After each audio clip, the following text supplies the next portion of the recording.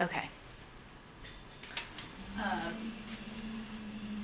So now we'll just go back to writing workshop. You're new to writing workshops. I am. And you're not new to writing workshops. So let's just, can you start by telling us, and I'll add to that, what you've done in terms of the meetings for the writing workshop. Yeah. Last semester I was in one with, we had one with Drew, Haley, and Jennifer as the coordinator. And I really enjoyed it. I thought it was a really great kind of debriefing time and kind of like a group think time kind of, where if you had issues or something or you didn't know how to work through a certain problem, there was kind of a forum to do that. We had, we decided that we wanted to work on grammar kind of in our time. So we talked a lot about how to pick out subject-verb agreement with students and different activities that can go with that. And a lot of our time was even Jennifer modeling and having us do what our students would do. And we used a lot of our student writing. We'd always come with our folders and their current writing assignments and trying to find, we were really big on finding examples from their writing of their various errors or what they did correctly. So that was really good. To get used to filtering through student writing and things, which I had never really done before in such large quantities. And then we did a lesson plan at the end of the semester, and so we got to pick something that the writing workshop we were gonna cover or that was pertinent to the writing workshop. And then we brought in a draft. Well, we kind of talked about what our ideas were, and then probably wrote about it a little bit informally. Did a draft, and then commented the next week, and then the next week we turned it something more formal.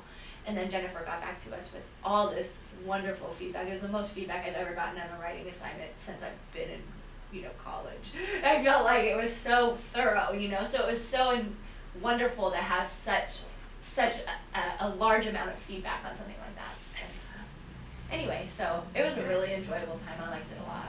And Julia, who did you work with in terms of students? I worked with Esther Chan's class. So 201 students. Okay. And there were 4 of them, and a lot of them were, they all had different strengths. One of them in particular was much more advanced, you could just tell, and much more quick with finding her own errors and coming up with ideas in English, a lot of things, and she was very outgoing. And then the other 3 were a little quieter, but it was good to, anyway, we did a lot of pair work, did a lot of group work. I would say the hardest part for me as far as kind of coming in alongside that class was Esther didn't give me a copy of her syllabus. I think she kind of more did it as she went, or there wasn't hard and fast dates. And so that made it kind of difficult. So I had to really be on top of the girls, like, tell me what you're doing in advance, because I couldn't find out without them.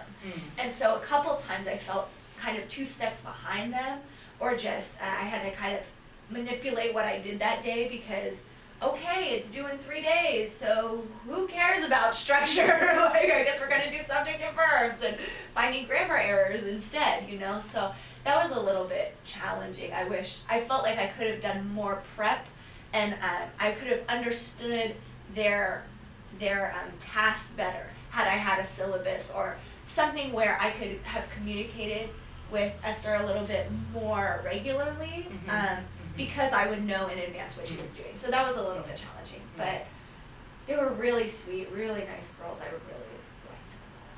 So we're talking kind of about, and I'm not going to worry about the board space for this because I want you to be able to see it too, so I'm not going to go behind you. We're basically talking about we're talking about the writing workshop meetings, so what we're doing today. Right. And then we're talking about the writing workshops, right? And then, Julia, you were sort of also talking about the tutor role, right?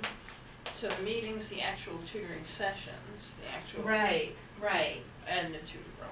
Okay. So I'm going to kind of summarize what, or maybe kind of say the same things but in my own way, and some of it's going to be summary. And then we'll expand on these different areas.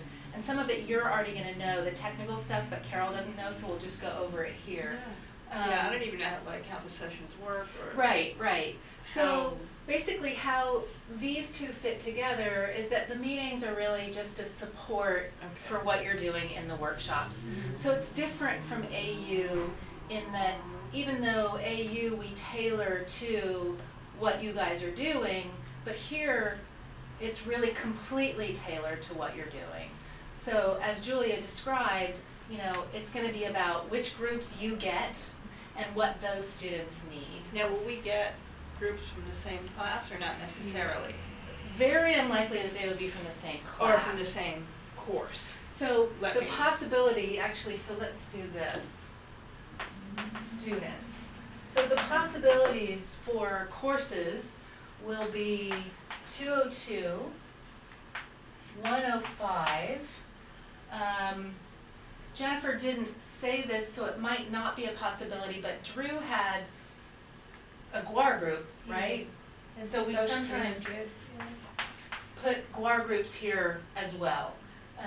But if you guys get 202 or 105, it'll make it a little easier for us. Mhm.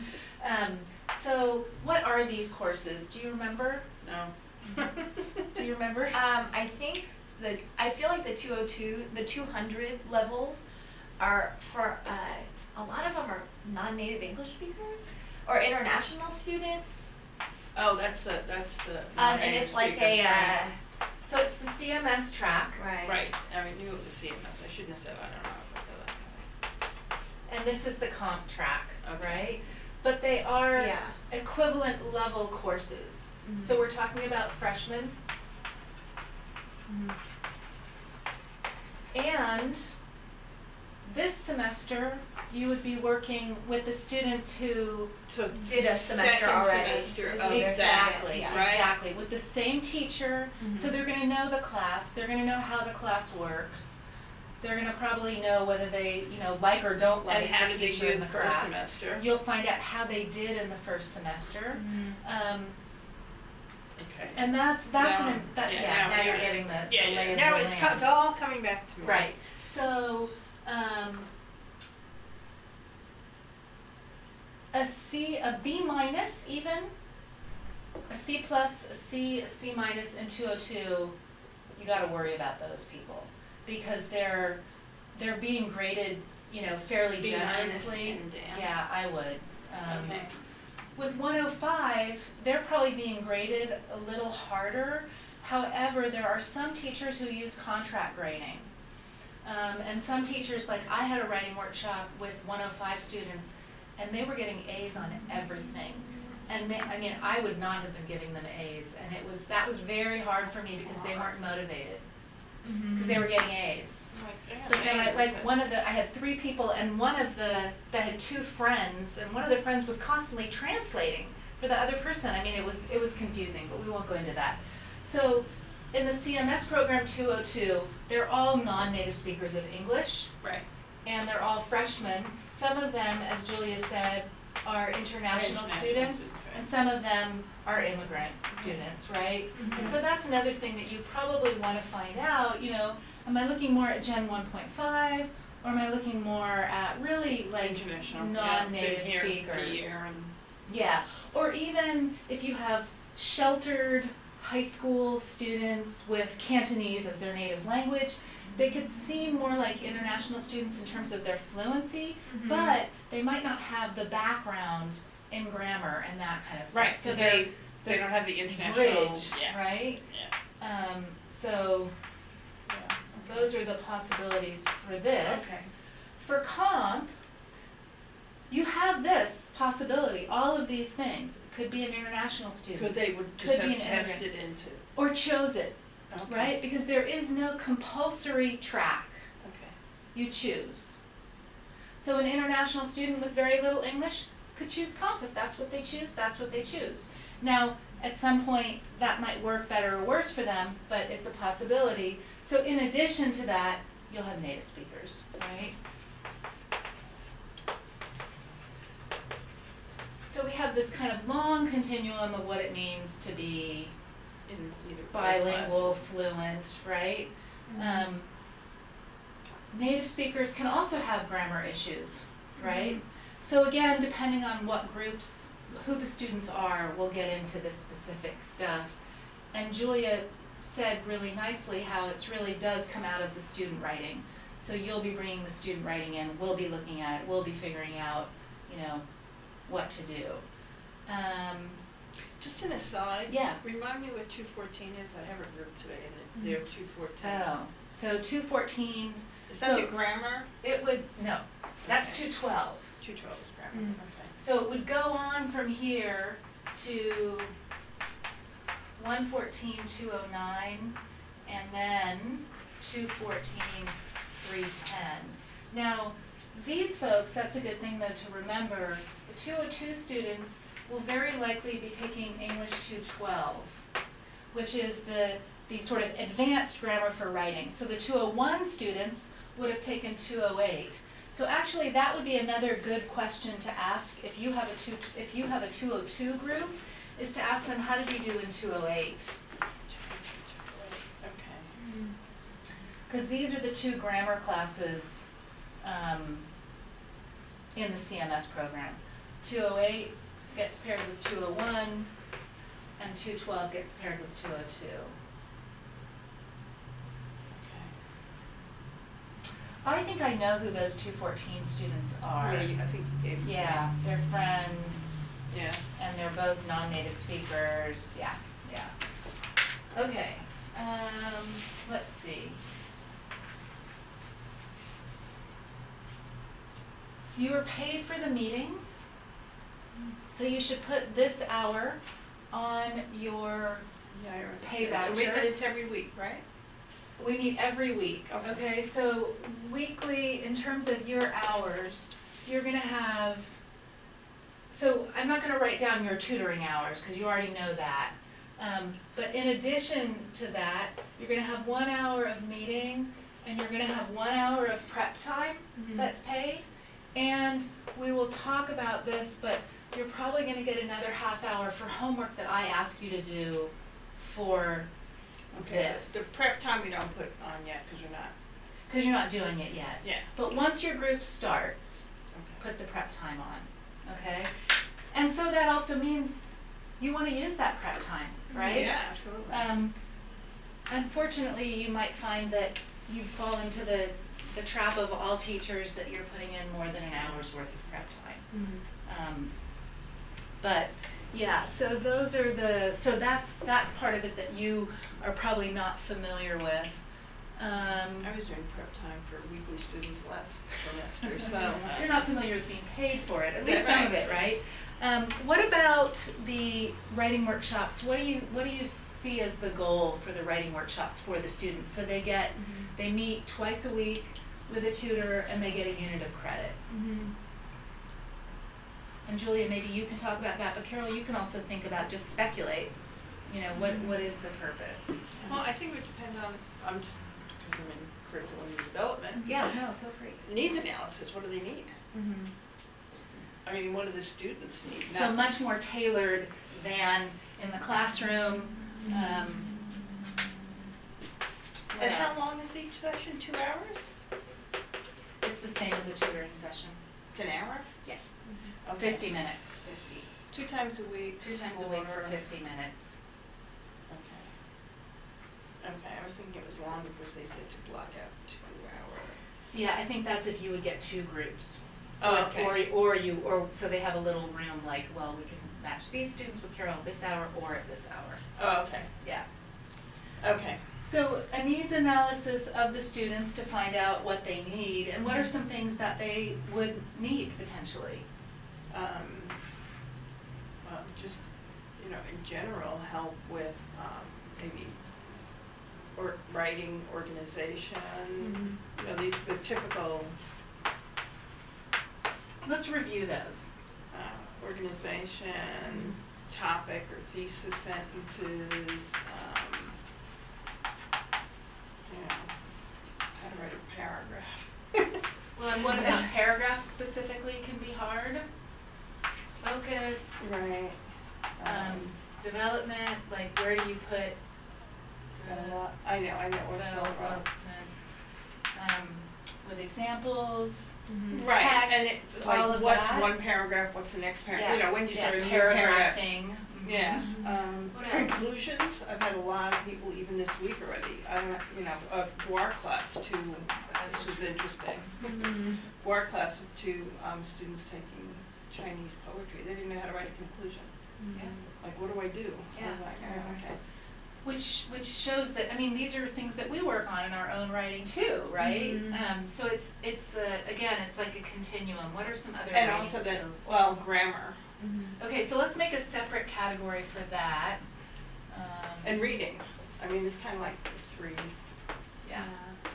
reading, right? Yeah. Sorry. No. Just it's jump good. right It's good. I'm on a roll. Shut me down. What else can I put? What else can I put under these? Well, So we're talking reading, about the first thing I soft think of is reading strategies. Like What? Skimming, scanning, Finding the main point. sorry, Finding the main point. main point, reading introductions, reading abstracts, Yeah. all that kind of. Right, so that would be like for formal schema development. Right. What do you know from the title, the author, We're calling that pre-reading. Thank you. Content schema. Right. What do you know about Yeah. health, What or is, what do you know about- what do the headings tell you? That's Yeah. back to formal schema. Right, the headings. Good. What else? Vocabulary. A lot of students come in wanting help with that at this level. And it's a very legitimate thing that they want help with because they are very, very weak in their vocabulary. Okay, problem that I've noticed is vocabulary, but they don't understand the vocabulary of the, Definition? like definitions or the vocabulary of the what's field? the word I'm looking for? Thank you, the field that they're in. Like international relations. I had somebody, Right, I don't, right. or poetry, and Chinese poetry translated into English. So it could it's be like genre or Thank you, yeah. field-related vocabulary. Yeah. It could also be, you guys are probably familiar with the word lists, right? The corpus linguistics. So it could be the Like academic collocation word kind of list. thing? Yeah, okay. Yeah, yeah, yeah. Collocation, this tricky stuff. The thing about the academic word list is those are the words that are more complex, abstract, and appear in several different forms. Like there's a verb form and an adjective form, like analysis, analyze. Well, that wasn't the verb, but a noun form. Right, the word form that they use, they get it wrong a lot of times. Right. They'll say imagination when they mean imagery or imaginary. Right, So it's right. wrong. And they might Form not of the even word. be sure what it means at the same time. The right? other thing, when you said collocations, reminded me, I had this kid yesterday, and he said he kept saying, I believe, and then he had to think about it and change some of it to I think. And then after, on my way home, I thought, that could have been a whole, like, what are the kinds of collocations you use to introduce I think, I believe, it seems to me, it appears.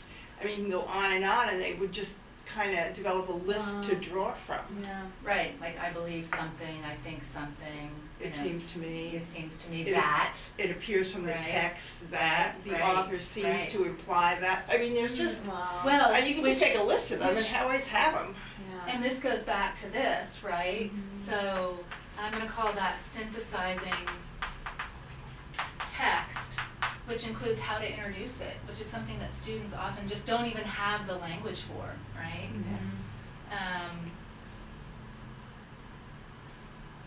You said, then you can have the list and always return to it.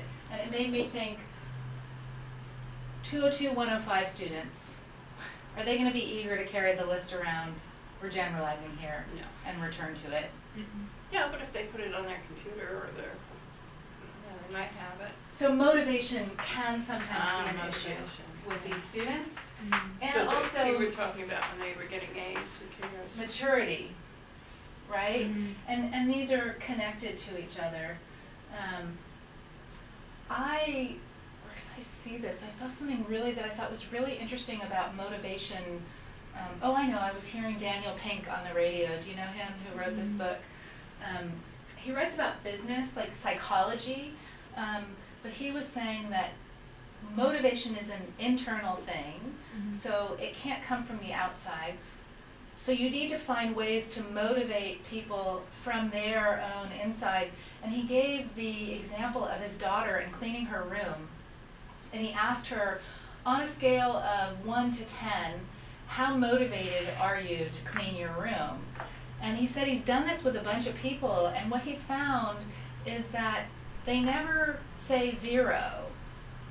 Even if they're like this teenager who never cleans her room, she's probably going to say she's motivated like a 3, right? And then you start talking about, well, why?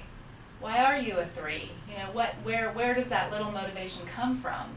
This is kind of a side note. I'll stop. But it's something to think about with these students that you're going to be working with, right? Well, it kind of goes back to what you were saying earlier about not knowing what's next. I mean, I've had students come into sessions, but I don't have any to do. And if you start asking them, well, what do you have for this class? What do you, oh, I have a paper due next week. But I have nothing to do right now. Yeah. It's like, okay, so you were going to start this when? The night before it was due? So organization, time management. Yeah.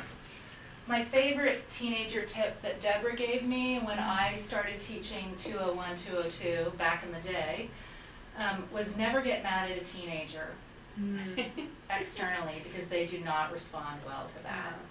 So figure out other ways, right? Which I'm learning with my kids now. Right? Yeah, see, practical use too. Okay, so we've got some writing, we've got some reading, we don't have any grammar. What else can we add to these 3 lists? The list is endless. Yeah. Starting with subject-verb agreement. And Okay. Oh, of course. Subject-verb agreement. Prepositions. Prepositions. Word order. What do you mean by word order? Like if you put the subject after the verb, or you incorrectly like put an adverb before the verb instead of after the verb, or something like that. Like, can I call it syntax, or are you thinking of something smaller than that? No. Verb tense. Clauses. Yeah. Complex sentences. Yeah. How to write them Right. effectively. Punctuation. I mean, some of the punctuation that teachers are requiring, I don't agree with, but hey, go with it. What else? What are we missing? Oh, articles. Oh, yeah. Leave that to last. That's a killer. Well, we're going to go back and prioritize these. Next step. What else? Any other things that we're missing? Well, yeah, what we were talking about, word choice, word form. You know, Board work is disintegrating. Word choice. Word form. you know, a lot of times, especially with non-native speakers, they'll use a word and you go, is that really what you meant? And it's either because they've misspelled it or they just looked up a they don't translation know, that like, the really collocation doesn't work, issue, or it really right. doesn't work in English, what they're trying to say. Yeah.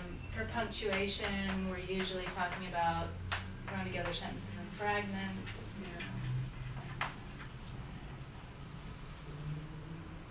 What about native speakers of English? Is there anything that you can think of that may not be on this list that might relate to Native speakers or native speakers, generation 1.5 more than native speakers, a lot of them were never taught grammar. Like, I had a student come last semester that said teacher's notes, didn't understand the teacher's notes because she didn't know what a subject, a verb, or a noun was, or, you know, anything. She said, can we start with nouns and verbs, you know? So parts of speech even. Oh, right. Okay. Right. So that could be a foundation that's needed. Yeah, international students, I find you can pretty much They know say that. this and they know what you're talking about. Yeah. Another thing that I think is an issue that sort of fits under grammar, it could fit under writing, is academic voice. Oh, yeah. Actually, maybe not under, I'll put it under writing. But it can become a grammatical thing because then it starts to sound like, well, how do I construct a sentence that sounds academic as that's- opposed to Like casual. And that's, exactly. but that's too, I think, where a lot of students get into trouble is they're trying to sound academic and there's no meaning to the sentence. Yeah, that's true. Right. So there's the going high and the going low, right? It's like, okay, yeah. And or doing both at the same time. And if you tell them to just say what they need to say, they can say it. And I'll say, write that down because what you That's doesn't say ridiculous. that. Yeah. Okay, so thinking about this list, what are the main things that are going to get in the way of meaning? Okay. So let's say that it's a beautifully organized essay. There's a main point. The paragraphs are wonderfully developed. So all of that is just working really, really well.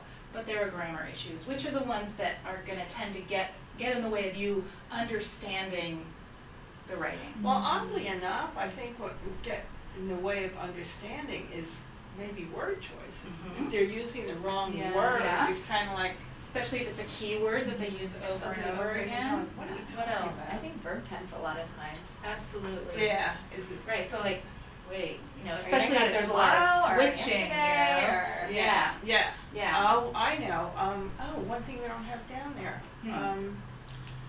Pronouns. Use of pronouns. Pronouns. Because they'll say it, and I'll go, well, which What's it? it? Yeah.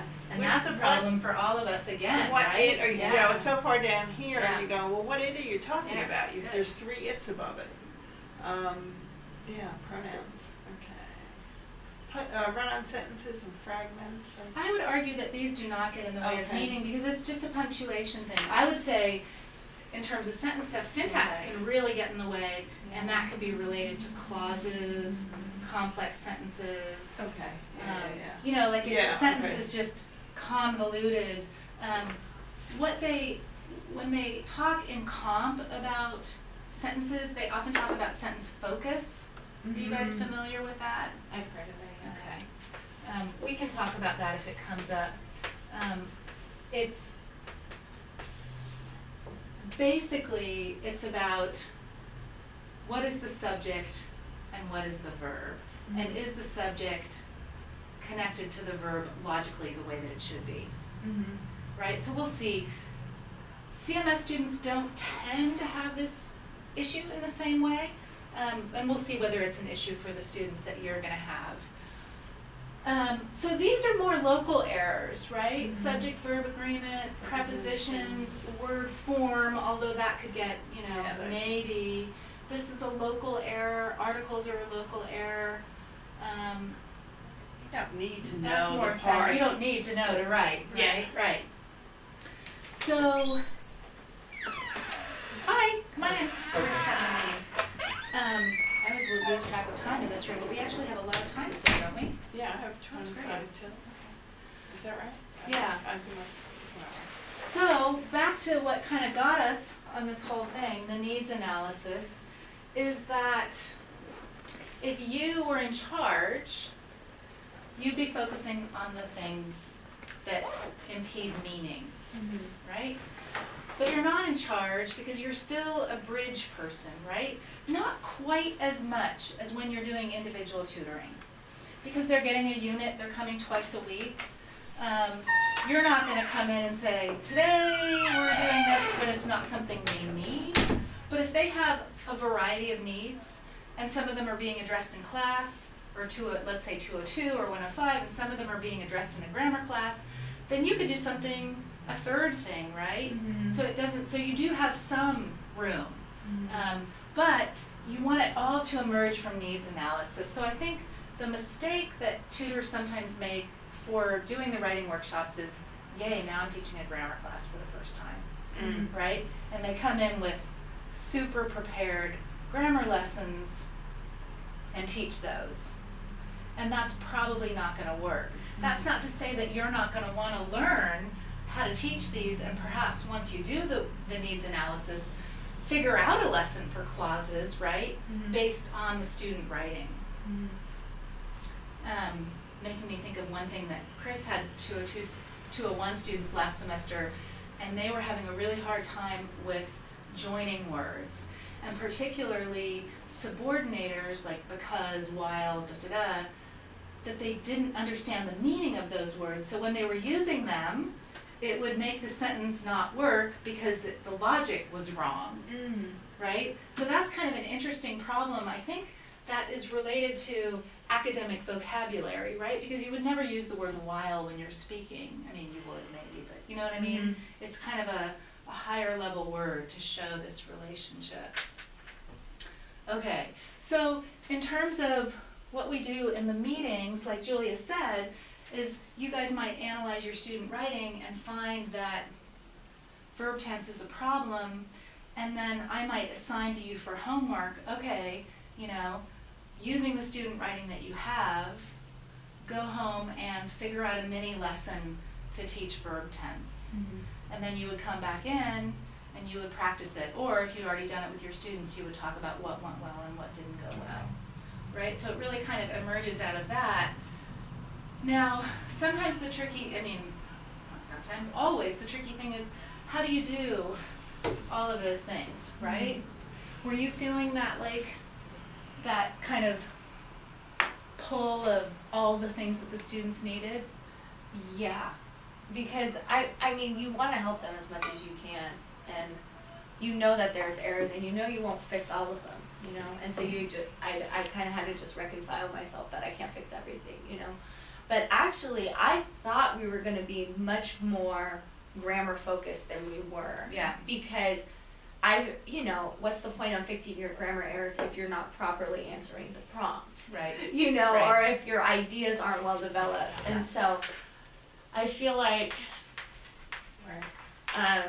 anyway, so for me, even getting them to understand what they're supposed to, what Esther wanted from their papers was enough, you know, like, because it's not, anyway, because her prompts were kind of complex, you know. She didn't want them to be a certain way, but she wanted to be another way, which was totally legitimate. But for them, they've never thought that way. So it was very much idea-oriented. Right. And getting them to even figure out what to put in their paper. Much less grammar than I thought. Yeah. Well, and I think that's probably true for everyone, because these are students who need help with those higher order things, and, and like you said, you have to do those first, right? There is a way to get the grammar in there on a more regular basis if you want to, which is to do little mini lessons with them. You know, so that could be one approach that we talk about in terms of. Actually, I put how to teach over there, and I actually don't really like it over there. Let's put some teaching strategies here under WW.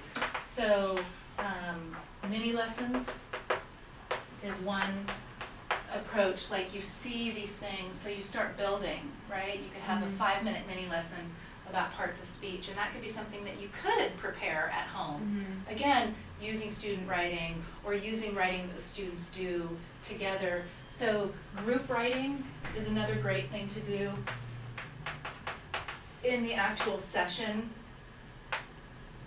Grammar reference cards, you guys worked on those, didn't you, Julia? We did. Yeah.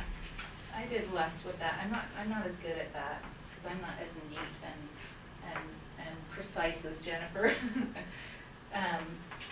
But the grammar reference cards are sort of the same idea as, Carol, what you were saying about having that list of. Well, I think too, if you give them a list, you know, and they know it exists, I think just even if they don't carry the list around, some of it'll stick.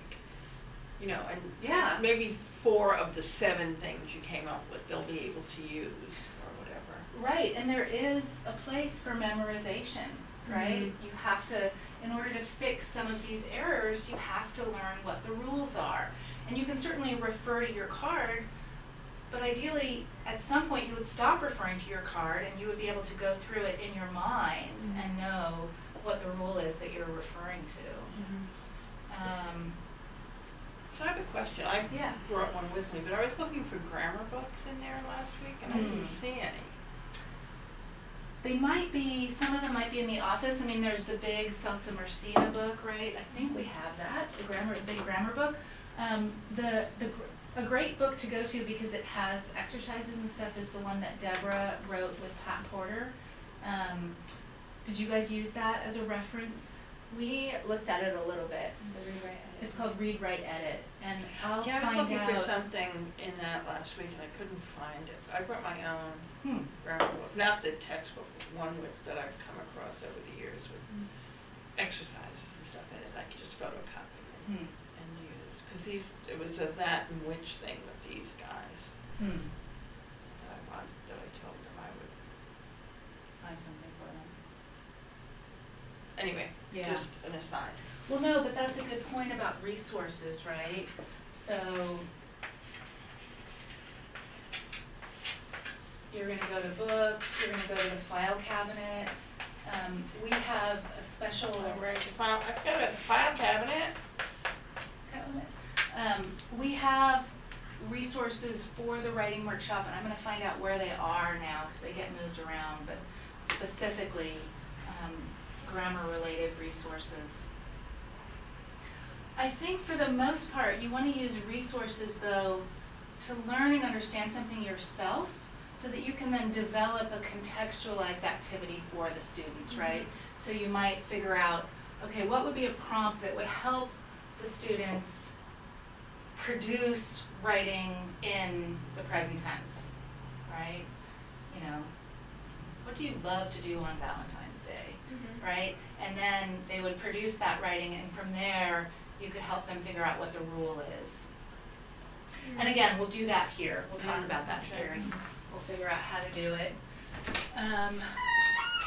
What else do we? Come in. What else do we want to cover today? I think we're already covering a ton. What else I have in my notes? Well, I know one thing I wanted to talk about was how the videotaping is going to fit into this, right? So, what I learned last semester, which in a way I should have figured out before I started, but you know how you just have to like stumble through something, was that it wasn't ideal for Chris and Noelle and Catherine to start filming their sessions right away because none of them had worked with groups before. So in the end, they felt like they started too late because then I had sort of backed off, right? But if that's something that's new, I mean, it's actually not new to either of you, though, is it? Because you've got a bunch of pairs last semester. Just one pair last semester. Oh, just one, but you've got, yeah. So we'll have to figure that out in terms of where you feel comfortable. But this videotaping project, I think I may have talked about that in the AU seminar, came out of Dr. Olsher working with conversational analysis, so looking at very, very small parts of speech, turns of phrases, even body language, eye contact, this kind of, you know, micro analysis. So he did a lot of filming of what happens to be me, working with a number of different students over the course of several years. And then Joel and Heather Swendall, do you guys know them? So they just graduated, they're teaching in Vietnam now. They became really interested in this project, and so the last set of videotapes, they did all of this conversational analysis on my work with a student, and then they kind of taught me what I was doing, you know? So that was an amazing experience for me because I was doing stuff intuitively, and this was a difficult student, and I was making things work, but I was just doing it in the moment, and they would come back and say, okay, you know, they'd have like a PowerPoint like showing care while, I mean this isn't the right language, but like while at the same time controlling the way the session goes. So, and they showed me like how I did that by turning to her and turning away, and I mean it was fascinating. So the first step of the project was just David collecting data. And then the second step was Heather and Joel analyzing the data and kind of teaching it back to me primarily. And they're actually going to TESOL with this data, and they're doing all this amazing stuff with it. Are they this year? They are, yeah.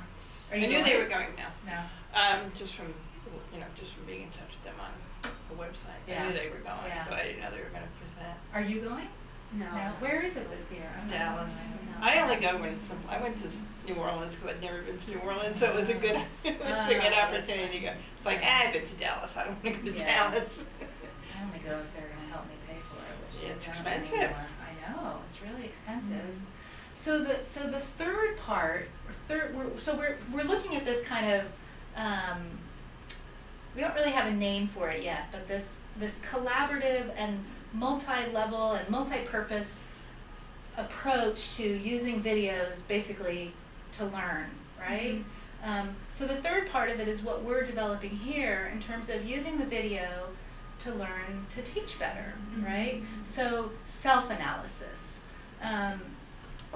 And we started that last semester, and what David taught me, and I think it makes really, really good sense, is not to say today, I would like to see whether I'm teaching subject-verb agreement in a way that works, right? But instead to go in and say, I'm going to look at myself teaching and see what's there, right? And out of that, to figure out, what do I want to look at? What do I want to learn? We did that last semester, and it worked really, really well. Because one of my concerns was like, what if Noelle really wants to focus on this one thing that isn't important at all, and then how am I going to feel as a coordinator? But that didn't happen. Like, people picked things that were really super useful.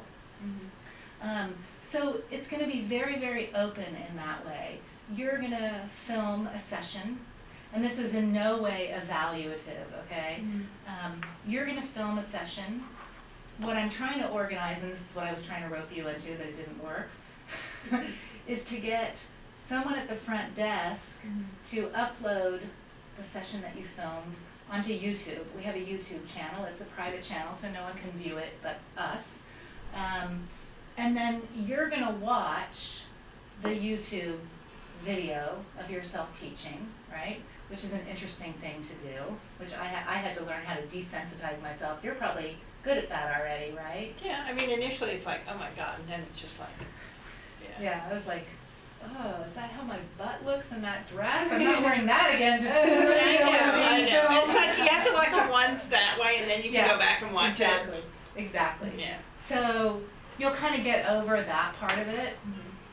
So you'll watch it, but we won't all watch it in its entirety. I mean, other people's, right? And then you'll choose something, either something that you feel like you did brilliantly and you want us to see because it's really good to learn from each other about how to do things well, or you'll choose something you have a question about, or you'll choose something that you feel like, you bombed, and we'll talk about why you think that happened. So you'll choose a very small segment, and with YouTube and with the camera now, it's really easy. You know how they have that bar on the bottom, and you can kind of put your cursor there, and it will show you where it is? Yeah. So it's super easy to find things. So you don't even need to, cut it and paste, the specific part. You can just basically, it's from 3 to 350 or something. Is that what it is? Yeah. I mean, I think. I find it easy to use, and I'm not a technological wizard. So you would basically locate the thing that you wanted to talk about, and then we would look at it together. You would first introduce it and tell the context, and then we would talk about it. And it's really amazing how different the conversation is when you can actually see what happened in the session.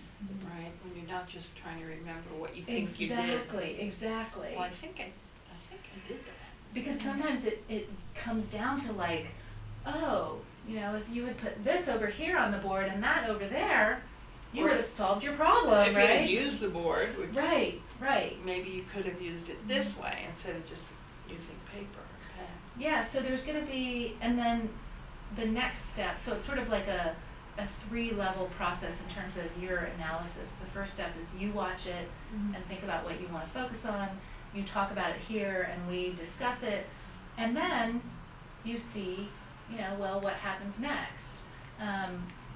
What we found so far is that for some reason, when you're doing the self-analysis, you're much more likely to change your behavior more quickly if there's something that you didn't like about what you were doing or weren't doing or something like that. So it's interesting, it's just the awareness?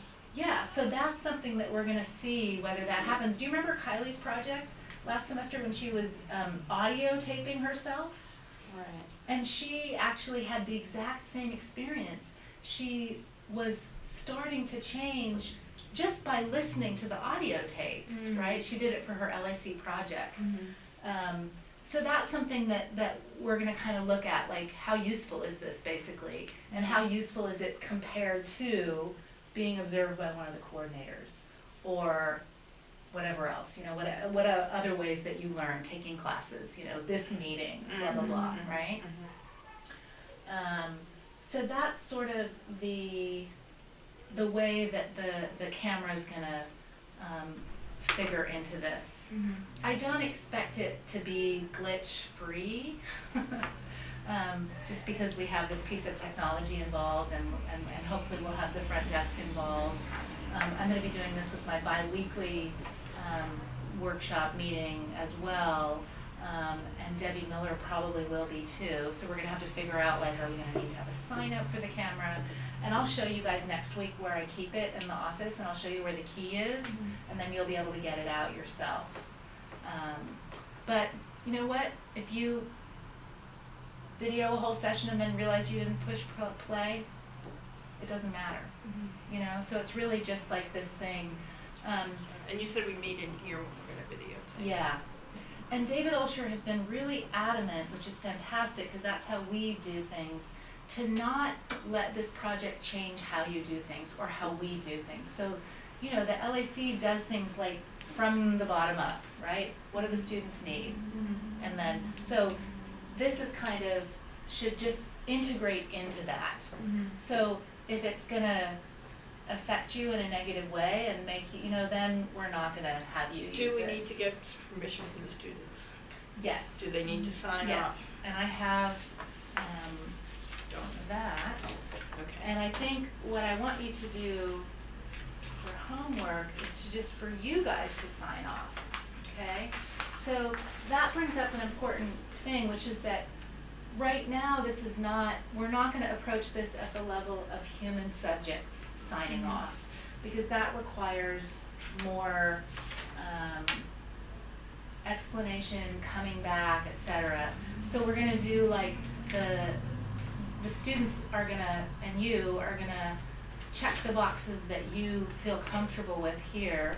We will give them the opportunity at the end of the session to say, you know what, I should that like that, like, you know, I don't want, you know, you need to erase that videotape, that's fine.